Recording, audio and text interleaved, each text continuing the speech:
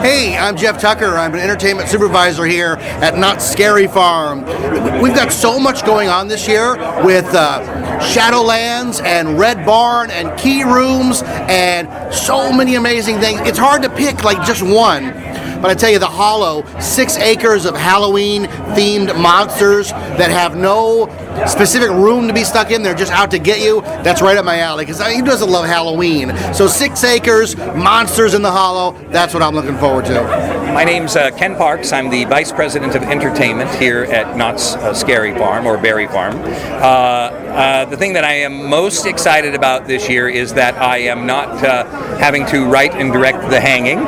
I did it for 16 years, and I've enjoyed every moment of it. But it's a time to pass on the torch. So I'm excited by what they have planned, and it's new and super fun. So it's the one time in my entire history with it where the person they're going to hang has revealed itself almost instantly. So I'm excited by that too.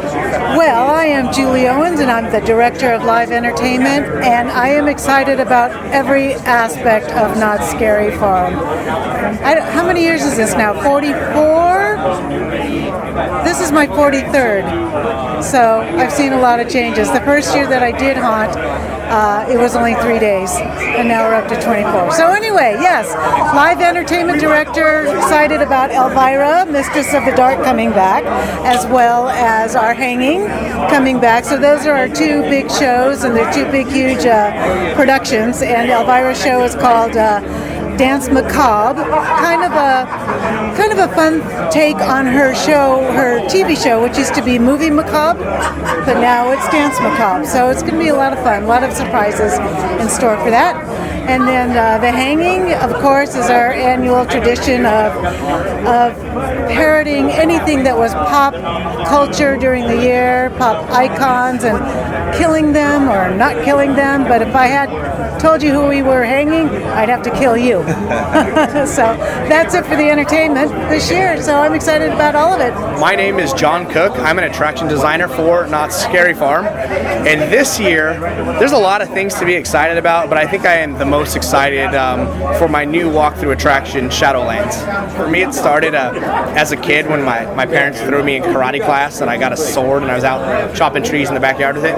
And from there, it kind of implanted. All growing up, I've been fascinated and really intrigued by the culture and the aesthetics. And to the point where I started visiting Japan pretty regularly. And I remember walking through a forest in a city called Nara, and there was a graveyard out in the middle of this forest, and the sun started to set, and all these spirit lanterns turned on in the graveyard, and I just thought, this is the craziest life moment I've ever had. It was just very surreal. And ever since that, I thought it would be a really neat haunted attraction.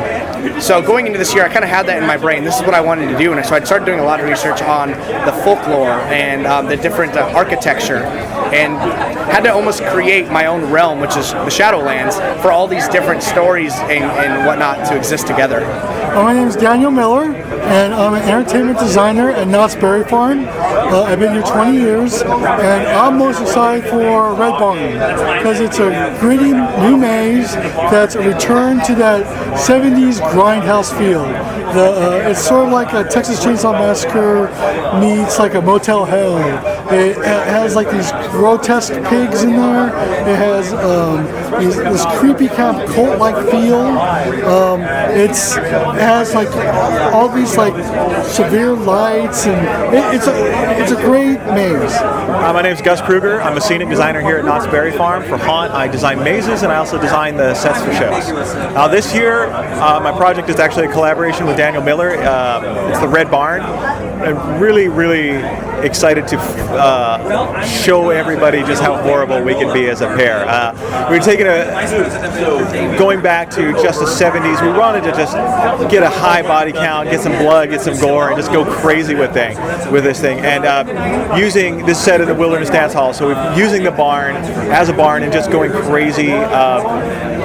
It's kind of a throwback to your classic 70s horror in the sense that It's brutal, it's visceral, it's in your face, and it's just like, it's as subtle as a hatchet to the head, basically. We're trying to take it and really make it claustrophobic, get dark, dingy, bloody, and gory. And there's a little bit of supernatural aspect to it too, but just having fun with killing again. You know, that's what we really want in a haunt maze. But just letting talent do their thing and just wanted to get back to, we've gone so high concept, and that's a great thing. You know, we were able to do amazing things, but it was fun to just get back to the basics of, we are here to kill, and we are here to make you deadly afraid of what's around the next corner. And I sound like a psychopath right now, but hey, that's my job. But yeah, it's been a blast, and it's bloody, dirty, grisly, nasty mess, and I can't wait for people to really get horrified. You know, Elvira is back, and so we're always excited when she's here. As you probably saw from the crowd response, people are super excited. She's such a part of what this event has been over the years, and so we are always thrilled to have her here. And then I'm so excited by the key rooms. I think looking at all the new technology that's going to be used in those is fun, and we've got a lot of surprises up our sleeves as well. We have stuff that we still haven't mentioned to you guys. So the Skeleton Key rooms originally were almost a bonus if you purchased the Priority Access Pass. So you got this bonus room. But it was always something there to kind of add to the maze. Now we have taken them out of the mazes, and that's the focus. So we are putting so much energy and resources into these key rooms to make them just really, really top notch. And for anybody that's familiar, we did an attraction called Trapped a while ago. It was highly interactive. So we've taken that level of quality and interactiveness and kind of taken those rooms and spread them out throughout the park. So I think it's gonna. I think it has a lot of pros of doing it, way more than the cons, obviously. But you're gonna be able to explore and have to seek them out throughout the park, and that's something I always really enjoyed as a guest. I definitely want to approach it by story, just to find something that's like really kind of creepy and develop it from there. And like the Red Barn, it's about like a cult. It centers around someone called the Gray Man, and all of his sons are running this barn and kind of slaughtering people. So that's where I like to start, from story and building out from that.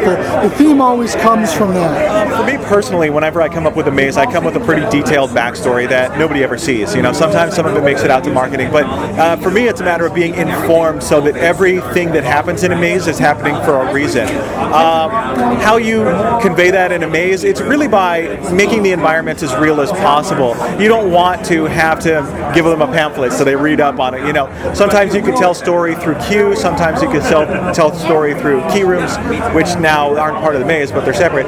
But it's really just a matter of, to me, if you know the environment and you know what's happened there, you're able to really take that and make that scene feel like it's been alive and it has history, and that way you know what's going on and you feel like, oh yeah, this feels like a place where people have been killed for 40 years, you know, something like that. Or, oh my gosh, I could see why this place, this whole town is, you know, the city is frozen or whatever, you know.